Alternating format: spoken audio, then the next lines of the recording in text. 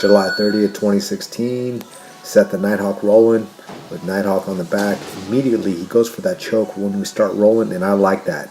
This is a race. It's about opportunities and being an opportunist. And I like attacking immediately instead of just kind of holding a position and mulling it over a little bit. I like that Andrew just put that hand up and tried to strangle me just right out of the gate. Good stuff. Making me fight. Just trying to get that chest to back position off. Ooh, as we go over here, I've actually got a double wrist lock or the Kimura position on Andrew. And our legs are getting tangled up here. Of course, we need to be chest to chest or belly to belly.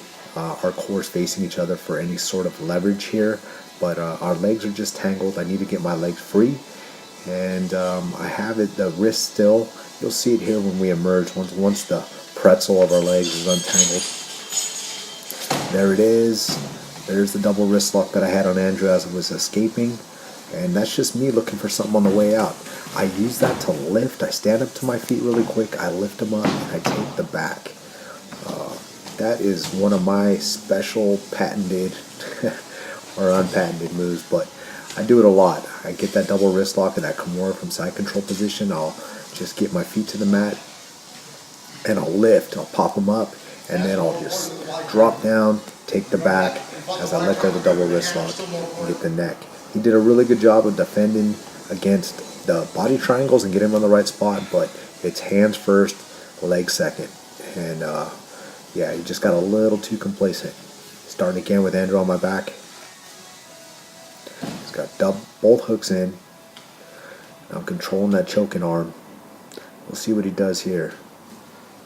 What would I do? I'm still leg wrestling. There I go. I'm able to hip over. And now I just kind of cross my ankles behind. No longer can you get both hooks in. I got my shoulders to the mat. I'm starting to slide off. Now it's a positional battle. I check that heel in his ankle as he's trying to come up. And he's trying to take it over and get him out. And again, I'm in that same position here. Double wrist lock. I'm switching to a single wrist lock. I go north-south on him. Now in this north-south position, I don't quite have a north-south choke, but I will start bringing my weight down and I'll put pressure. I'll just kind of cook them a little bit. Anytime you're able to get head control and just take away some of that air, it just makes them think. Even though I don't have a legit sub here, I'll just cook and play with the position, see if I can get something out of it. I go back to side control, working the underhooks, working that forearm across the face, across the neck.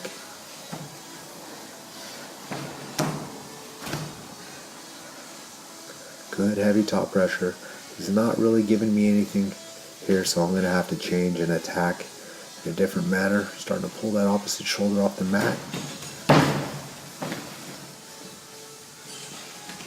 Now I'm transitioning to the mount. I get that hammer lock here. I switch up and try to get the arm bar. Andrew turns down. He gets his knees underneath him in that position. And now I eject as you see me bring that leg back from across the head. He's able to turn up. I'm on my back now. Guard. And getting the turning arm bar from Andrew from the guard. Not going to happen. He doesn't get caught with that anymore. I sometimes can get triangles with him there, but that turning arm bar, his defense is just too good. He's seen that submission or been caught in it way too much in the past. And like I said, there comes a point to where you're not going to get caught with certain holds where it just doesn't happen anymore.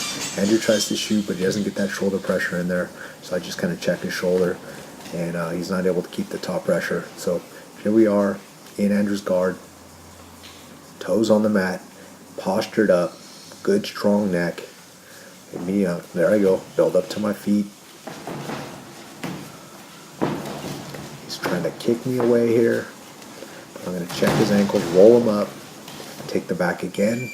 I've got a seatbelt grip on him from the back. As you see, I'm underneath that armpit and over the shoulder. And look how close I'm keeping my head. And I'm just waiting to get my legs in. So that's what I was doing. He's really good at not allowing me to get the hooks. I take the back, get the short choke in there, and I do it quick before he's able to react. Sometimes if you get position on a guy and you don't attack the submission right away, they're able to realize their new reality of okay, you got this position. Now what are you going to do with it? So I attacked for the submission very quickly and was able to sink it in before Andrew was able to assess the new position that we were in. Taking the back again, he tries to go to the top, and I only allow him to get that quarter guard. I work that butterfly hook here. Andrew works around and starts to pass. I have a scissor there. Oh, and I was able to scramble and wrestle and take the back. He doesn't want to get slammed here. Body locks against Andrew.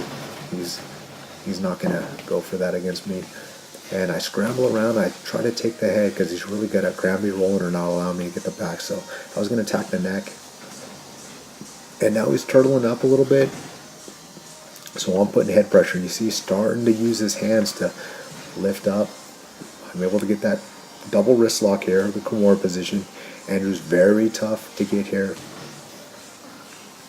He's a little too comfortable in allowing that position. It looked like I was going to take the back, but I just kind of fake and I go in a different way. He's trying to keep his head on the mat and not allow me to get that leg over the head. Getting that leg over the face is the key to start setting up that arm bar. It's not the one that's over the core. Still got that double wrist lock. And I'm waiting for him to do the backdoor escape, but I thread the needle there. I switch to triangle position. There I go. Now I start fighting the wrist in the hand and get this up. Thanks for watching, guys. I'm S and we out.